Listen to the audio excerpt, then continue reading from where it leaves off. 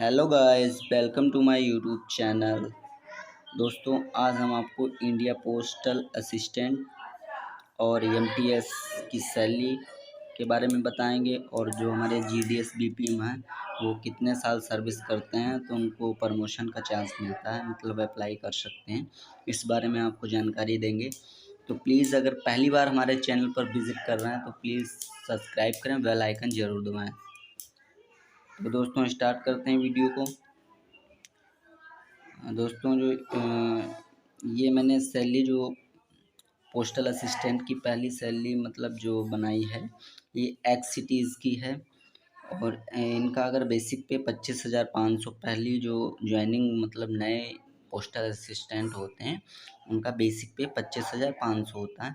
उस पर डीए 50% लगेगा, तो 50% के साथ 12,750 रुपये इनका बनता है डीए का। 25,500 का 50% डीए के साथ 12,750 इनका बनता है डीए का।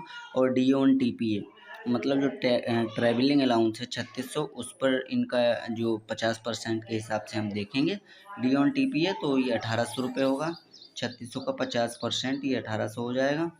और दोस्तों हाउस रेंट जो है 50% डी होने के बाद ये जो 27% मिल रहा था एक्स सिटी का 27% से 30% हो गया, 22 से 18% से 20% हो गया और जेड 9% से 10% हो गया है। दोस्तों ये 50% जैसे ही डीए हुआ वैसे ही ये हाउस रेंट मतलब जो है 27 और 30 और 18, ये मतलब 27 वाला 30 में, 18 20 में और 9 वाला 10 में ये कन्वर्ट हो गए। मतलब अब बढ़ के लिए उनको हाउस रेंट के हिसाब से मिलेगा। तो 25,500 का हम 30% के हिसाब से जब निकालते हैं हाउस रेंट तो 7,650 रुपये बन रहा है इसका। 30% के हिसाब से एक्स सिटीज़ का है ये, तो 7,650 हाउस रेंट बन रहे हैं। और टी ए ट्रांसपोर्ट अलाउंस 3,600, इस पर जो 50% D on T P A 50% लगेगा, तो इनकी टोटल सैलरी 51,300 रुपये बन रही है। दोस्तों इनका एनपीएस का कंट्रीब्यूशन होता है, एनपीएस का कंट्रीब्यूशन 10% होता है, बेसिक और डीए दोनों मिलाकर एनपीएस कंट्रीब्यूशन 10%, तो उसके हिसाब से 3,825 रुपये इनके एनपीएस के बन रहे हैं 10% के हिसाब से। और 14% गवर्नमेंट की तरफ से मतलब 14% जो है उसके गवर्नमेंट की तरफ से कंट्रीब्यूशन होते हैं, तो इनके 14 और 10 ये 24% इनका एनपीएस के लिए हो जाता है।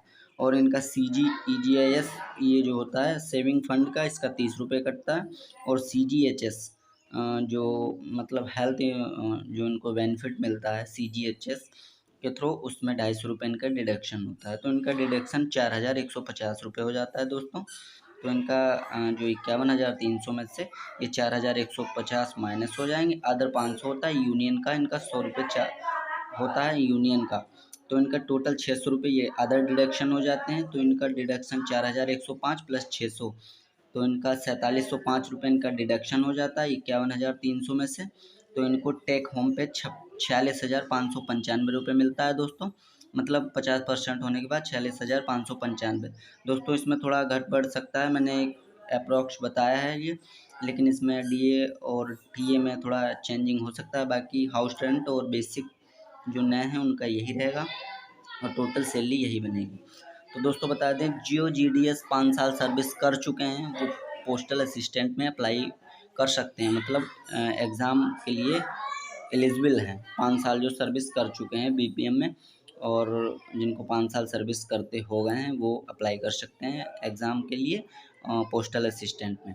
और दोस्तों ये एमटीएस का सैलरी है, एमटीएस का बेसिक होता है 18,000 और इनका डीए 50% के हिसाब से 9,000 हो जाएगा। और डीए और टीपीए यही मतलब जो टीए ट्रांसपोर्ट अलाउंस है उसका 50% 450 हो जाएगा, ये चार इनको 1,800 है। तो इनकी टोटल सैलरी 30,105 होगी। और इनका भी एनपीएस कंट्रीब्यूशन 10% होता है, इसका 10% जो है एनपीएस कंट्रीब्यूशन होता है। और वो 10% के हिसाब से 2,700 रुपये एनपीएस के जाते हैं। सीजीएस सेविंग फंड के इनके भी 30 रुपये कटते हैं। टोटल जो एमटीएस का होता है सैलरी वो मतलब डिडक्शन वो 2,730 रुपये होता है। अदर भी डिडक्शन होते हैं यूनियन के, अगर यूनियन के मतलब तो वो अलग मैंने दिखाया नहीं है, इसमें मेंशन नहीं किया है, तो अलग भी इनके डिडक्शन होते हैं। बट ये डिडक्शन क्लियर 2,730 रुपये ये डिडक्शन होना ही है। तो इनकी 30,150 में से 2730 रुपये निकाल दिए, तो इनकी टेक होम पे 27,420 रुपये होती है, मतलब 50% डी के साथ। और इसमें थोड़ा 27,000 प्लस ही सैलरी रहेगी, 150, 150, 200 का अंतर हो सकता है, क्योंकि डिडक्शन और अदर भी डिडक्शन इनके हमने मेंशन नहीं किए हैं।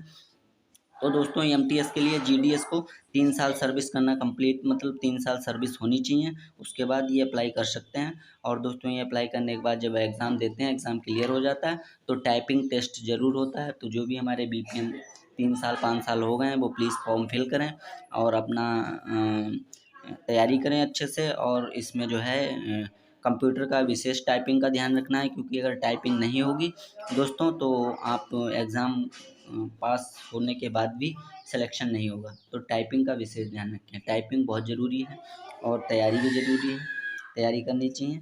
और जिन लोगों को 5 साल 3 साल हो गए हैं, वो जीडीएस टू पीए और जीडीएस टू एमटीएस में अप्लाई कर सकते हैं दोस्तों। यही ये एक्सिटीज़ की सैलरी है।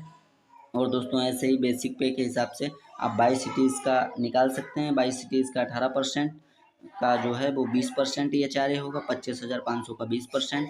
उसी हिसाब से आपको बाई सिटीज़ और जेड सिटीज़ 10% बेसिक का एचआरए होगा। तो दोस्तों ऐसे ही आप देख सकते हैं, निकाल सकते हैं। और यही मैंने आपको बताया है। और प्लीज़ अगर हमारी वीडियो अच्छी लगे तो प्लीज़ लाइक करें, शेयर करें और सब्सक्राइब करें और बेल आइकन ज़रूर दबाएं। थैंक यू दोस्तों।